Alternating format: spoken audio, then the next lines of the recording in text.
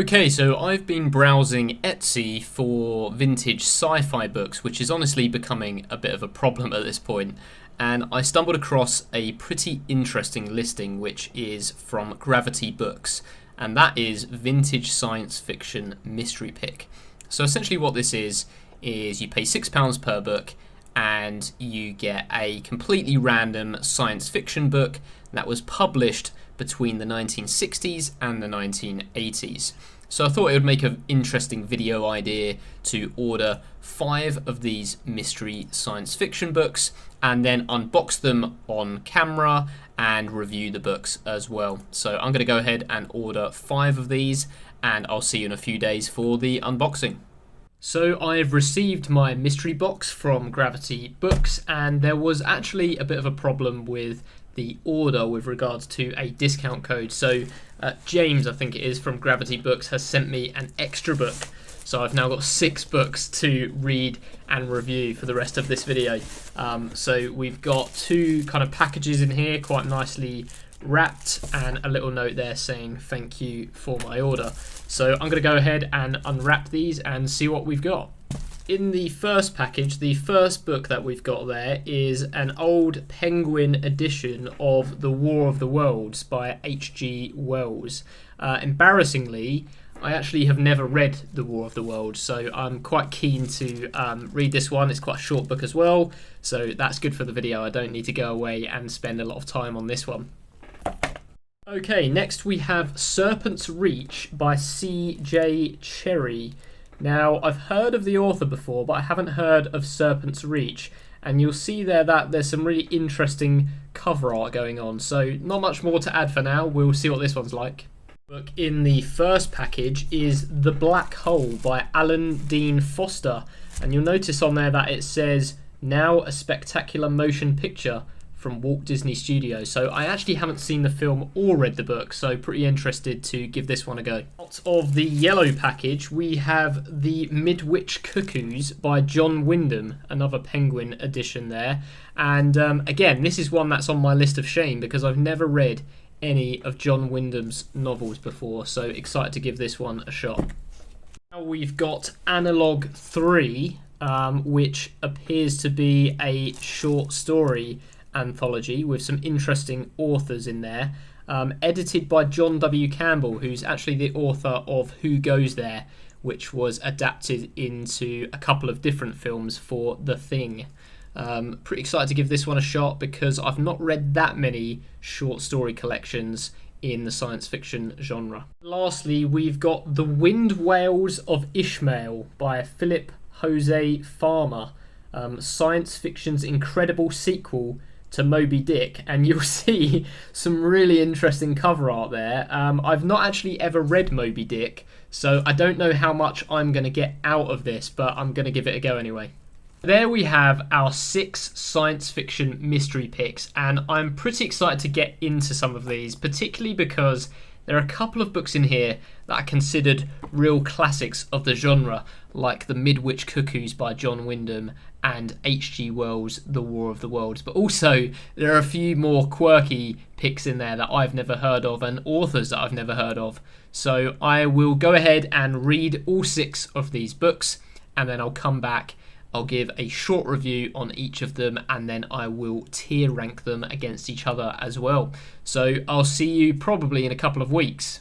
Okay, so I've finished reading all 6 of the science fiction mystery picks, and yeah, it's been a real mixed bag, which I guess is the entire point of this video.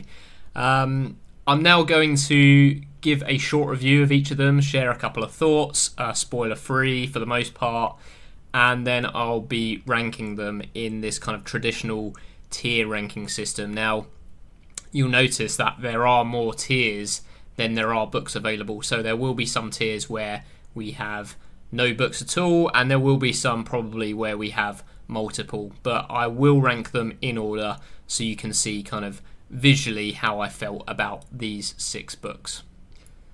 So first up, we've got Analog 3. And I'd previously mentioned that this is a short story collection from the Analog Science Fiction and Fact magazine, I think it was called, which was edited by John W. Campbell. I mentioned his writing in the previous section, but he was much more widely known for his editing work, which helped shape and usher in a new era of science fiction. And the way that he did this was really to set more of a hard line defining what science fiction is as a genre. And there's an introductory passage at the beginning of Analog 3 where he lays this out, and I think he describes it as science fiction being a story which takes one significant deviation from the norm and then explores the technological and societal impacts of that change, which I think was probably important to get the genre taken a bit more seriously among the mainstream, and obviously that worked. But what it does do, I think, is leads to some stories which are quite dull and dry and boring, and most of the stories in this collection, I think, I felt that way about. Some of the main highlights here, though, include Sunny, which is about a man from a rural Californian village, which is very isolated, who joins the military, and then it's revealed that he can telepathically communicate with his mother and other people back in the village over long distances. When he does this, though, it begins to impact the electrical equipment around him, which the other soldiers kind of pick up on, and then it sort of ends up being that they exploit this ability for their own gain. There's also a story in here by Clifford Simak, which is effectively about a kind of interdimensional retirement home where a man finds himself working as a sort of intergalactic lawyer. There's also a story called Highlifter, which is about a man who effectively hijacks spaceships. And then another one, which I think is called A World by the Tale, Tale, about a world where there's alien races that don't really pay much attention to humanity, and they don't necessarily accept them within their galactic society. But a man from Earth is kind of chosen to write a sort of study about this alien race. And when he does so, the aliens read it and they find it really funny when it's not necessarily intended to be. And there's a fear among fellow humans that this has kind of made Earth into a bit of a laughingstock, when in reality, because it's seen as such a hilarious work throughout the universe, it ends up selling billions of copies and actually increasing the economy of Earth quite significantly, which I thought was pretty good. But aside from those few, you kind of have these stories that focus more on technology. So you have one that's about kind of the conception of electrical equipment. There's one about a man that is sent up into orbit to repair a satellite, and they're just not very interesting. So I think even though there are a few highlights here and there are some interesting ideas, it does suffer from that familiar feeling of a short story collection where it's very hit or miss. And so I think for me, I would probably put this down into E. Next up, we have The Black Hole, which I thought the film was based on, but this is actually a novelisation of the screenplay of that film. I haven't seen it, so I can't necessarily comment on it, but I think the book here gives me quite a good feel of what this is going for. It follows a human expedition who are searching space for signs of intelligent life. They haven't found anything, so they're on their way back to Earth, essentially as failures. What they do notice, though, is that on their route back, there's a black hole, and they think that in order to salvage something from this expedition, they're going to make a detour to the black hole to gather some data from it. When they reach the black hole, they discover that there is another human ship suspended within the event horizon of the black hole, seemingly unaffected by its gravitational pull.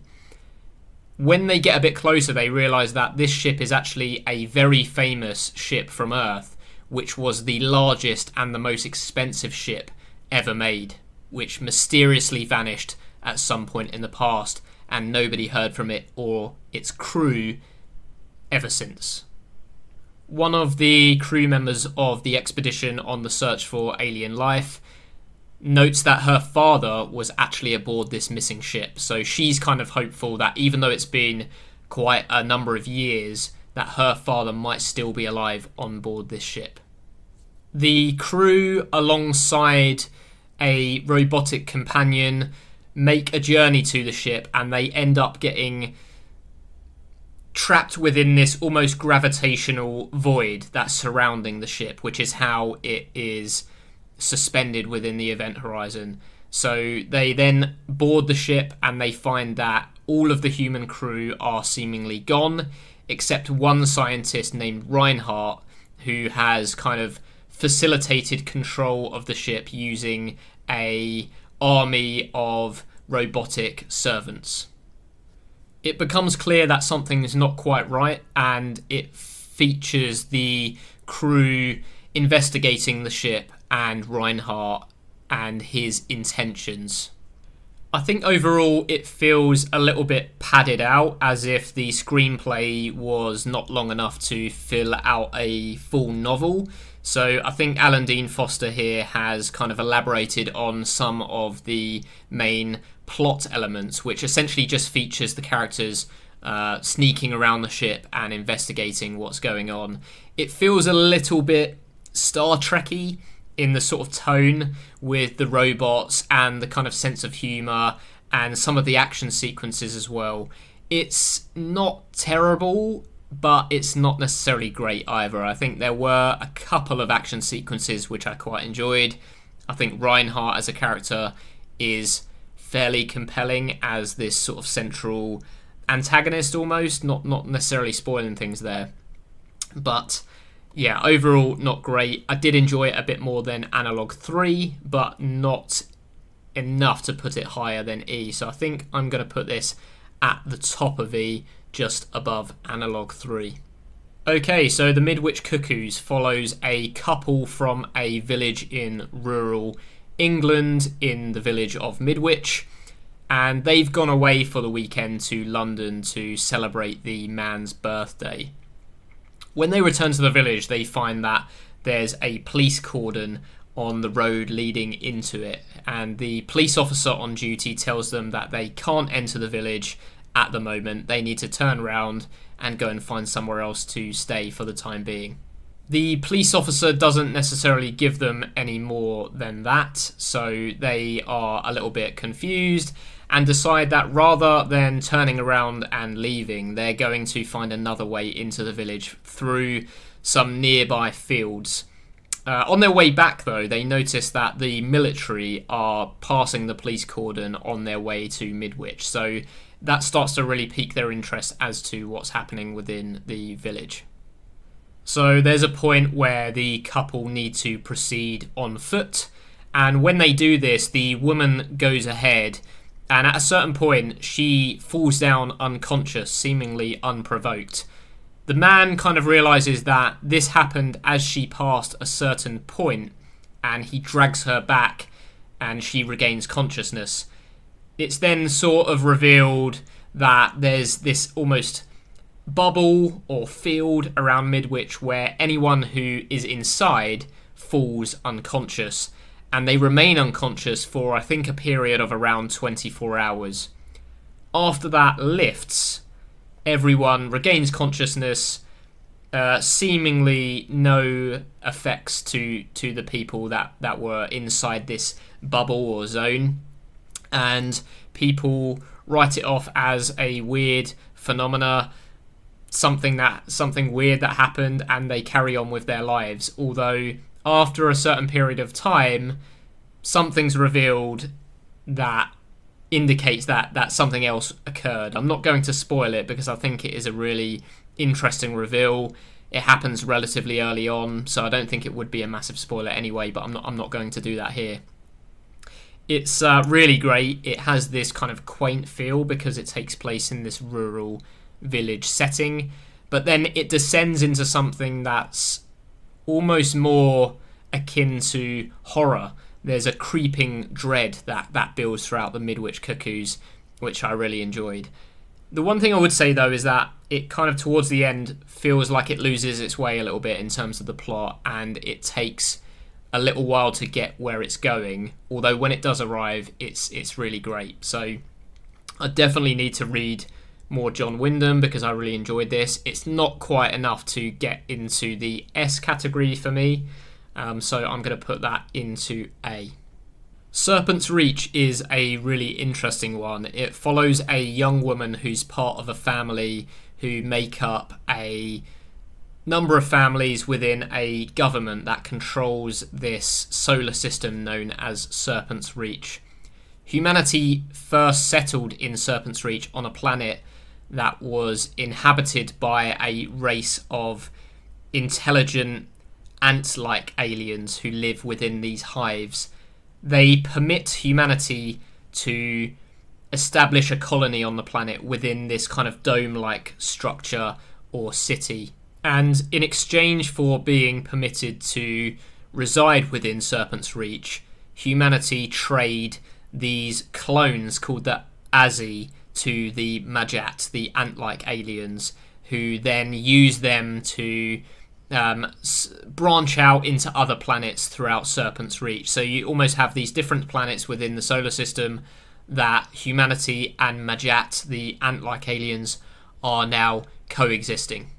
At the beginning, the young woman's family is betrayed by some of the other families, and she's effectively left for dead outside the dome on this planet, where in the day the heat is extremely deadly to humans. And as she lays there being crisped by this blazing sun, the Majat find her and take her into their hive and effectively start to nurse her back to health. It then becomes a revenge story where this young woman makes use of the partnership that she has with the Majat and also the clones, which are the Azzy, and she travels across Serpent's Reach to various different planets, formulating this revenge plot. Within the start of the book, I was really excited about everything that was going on and the premise that was being laid down by Cherry here. And it went a little bit beyond what I thought it was going to in terms of the scope. And I feel like it did lose its way. The revenge plot kind of fizzles out for a good portion of the book. It takes place over quite a number of years. And although all of these elements individually are really interesting, particularly the ant-like aliens, the Majats, they're really well realised. They have these kind of hive mind-like societies, and they're really imposing and quite scary at times as well. So even though all of those elements were really interesting individually, I don't think it necessarily came together all that well. That being said, I do think if you enjoy the political elements of something like Dune, you'd probably get something out of Serpent's Reach. So I do think it's pretty good overall, but it lacks a bit of that cohesion that would have elevated it up to the upper tiers. So I think for me, I'm going to confidently put this into B. So now for the most widely known book on this list, which is The War of the Worlds. And it's a relatively short book. It's a very well-known story at this point. It follows a protagonist who notices something falling from the sky, again taking place in a rural English town or village. I think it's Woking, actually.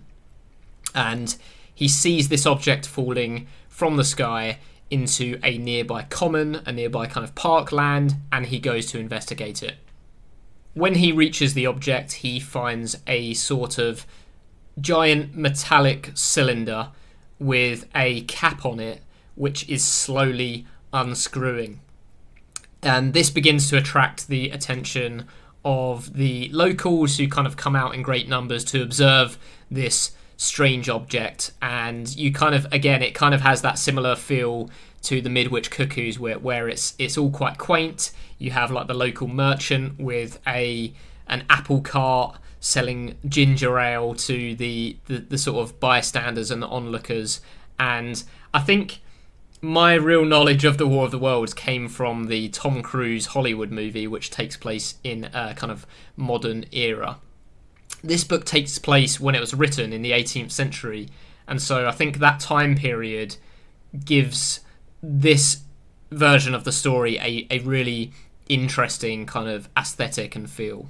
Eventually the cap unscrews, and out of it come these sort of almost formless rounded beings, which are the Martians, and they appear to be struggling with our environment, our atmosphere, and our gravity a fair bit, except they begin to construct these tripod-like walking machines, which they then sort of get into, and that allows them to navigate much more easily. But then quite quickly it descends into chaos when these walking tripod machines begin to incinerate the people and the environment with these heat rays, these death rays.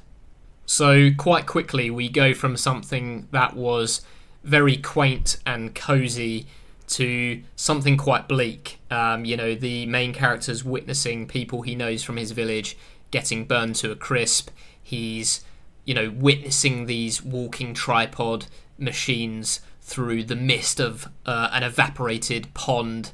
It's all very scary at certain moments and quite bleak. It follows the man as he is trying to reunite with his wife. The military get involved and they start trying to fight back against these Martians.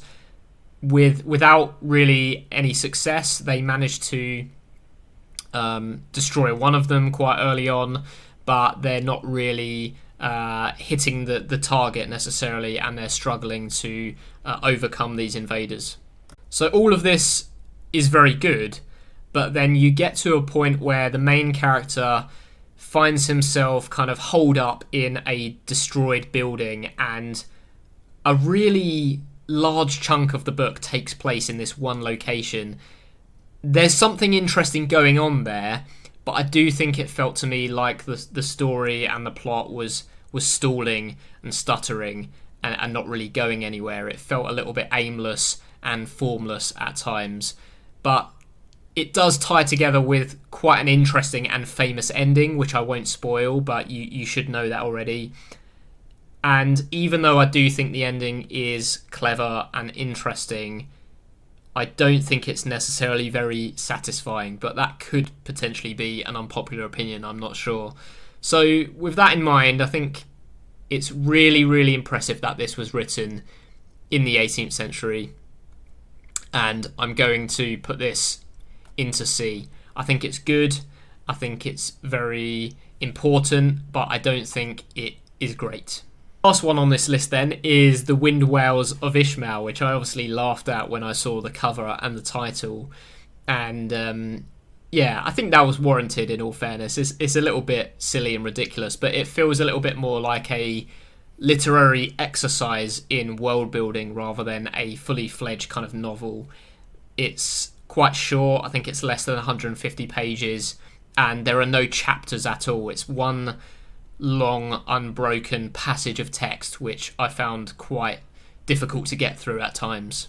It follows Ishmael, that Ishmael, after the events of Moby Dick, and he's on another ship called the Rachel, when suddenly a strange phenomena happens within the ocean around the ship, and the ocean completely disappears, and he finds himself and the Rachel falling through a new sky, essentially. As he's falling, he looks down and notices that far, far below there is another ocean.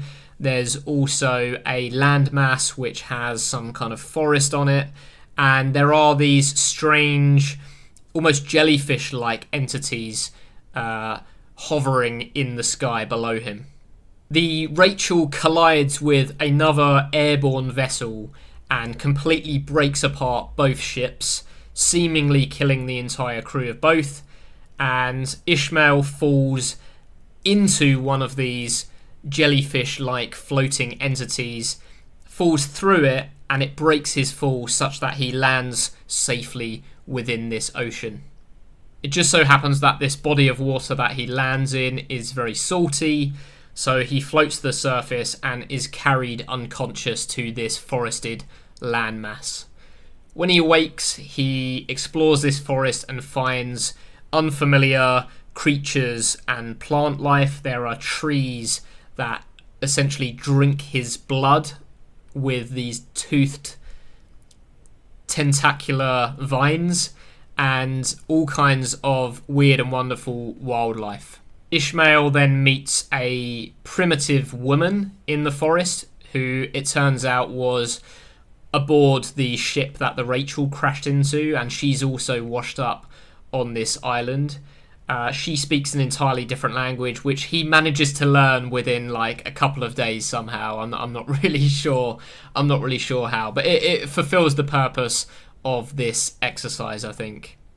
Once they can communicate with each other, she reveals that she's part of a society who hunt these flying wind whales who effectively float through the atmosphere using these inflated air bladder type organs, and they construct these airships from the bones of these wind whales, which is quite a cool world building concept, even if it's not fully fleshed out at times. It's also revealed that they are in conflict with another group of these primitive humans who are, I think, making use of some kind of jellyfish-like creature which is capable of wiping out entire cities. So he kind of becomes this hero figure to this primitive people, using his experience of sailing and hunting throughout the course of Moby Dick. He starts leading these expeditions to hunt these wind whales aboard these flying ships made of bone, contending with other creatures like I think they're called wind sharks, which are sharks that use these similar kind of air bladder organs to fly through the air, hunting humans and other wildlife. And then basically he leads this expedition to retrieve these idols that this community worships, which are these kind of carved objects, which I think are supposed to be made from ambergris or ambergris, however you say it, because they are said to emanate a strong odour or a scent, which is effectively why these people worship these idols. So he goes on this expedition on a conflict with this other group of humans. Like I say, it's a really interesting world building exercise, I think, but in terms of some of the details and plots, it makes some really big leaps. I already mentioned the language one. He also somehow deduces that he's in the far future, and it's said that he does this through his knowledge of kind of ecology and history and geology, which is supposedly set out in Moby Dick, although I haven't read it, so I'm not sure. But it feels like a big leap to me.